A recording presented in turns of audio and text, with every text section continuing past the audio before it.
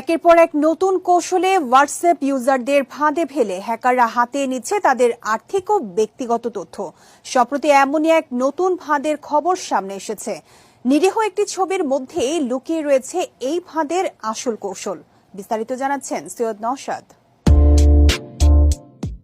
Social মিডিয়ার platform WhatsApp এখন শুধু যোগাযোগের মাধ্যম নয়, প্রতারণার মাধ্যম হিসেবেও ব্যবহার করছে সাইবার অপরাধীরা।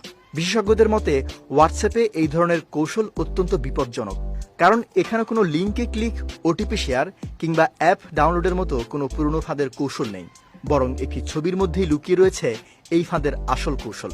ছবিতে ক্লিক করলেই আপনার অজান্তে স্মার্টফোনে ঢুকে পড়বে ক্ষতিকর সফটওয়্যার বা ম্যালওয়্যার। সম্প্রতি ভারতের একাধিক ব্যক্তি এমন ঘটনার সম্মুখীন হয়েছেন। এক অজানা নম্বর থেকে হোয়াটসঅ্যাপে একটি ছবি আসে। ছবির সঙ্গে ছিল একটি অনুরোধ, যেখানে লেখা, ছবিতে থাকা ব্যক্তিকে কি আপনি চিনতে পারেন? প্রথম দিকে বিষয়টি গুরুত্ব না দিলেও বারবার ফোন আসার কারণে সন্দেহ দূর হয়। অজানা নম্বরের মালিককে পরিচিত ভেবে শেষ পর্যন্ত ছবিতে ক্লিক করেন তিনি। ছবিতে ক্লিক করা মাত্রই অজান্তেই স্মার্টফোনে ইনস্টল হয়ে যায় একটি ম্যালওয়্যার। এই সফটওয়্যার মুহূর্তেই ডিভাইসের পূর্ণ নিয়ন্ত্রণ নিয়ে নেয় হ্যাকারদের হাতে। এমনকি তার ব্যাংক অ্যাকাউন্ট থেকে এক ধাক্কায় 2 লাখ টাকা উধাও হয়ে যায়।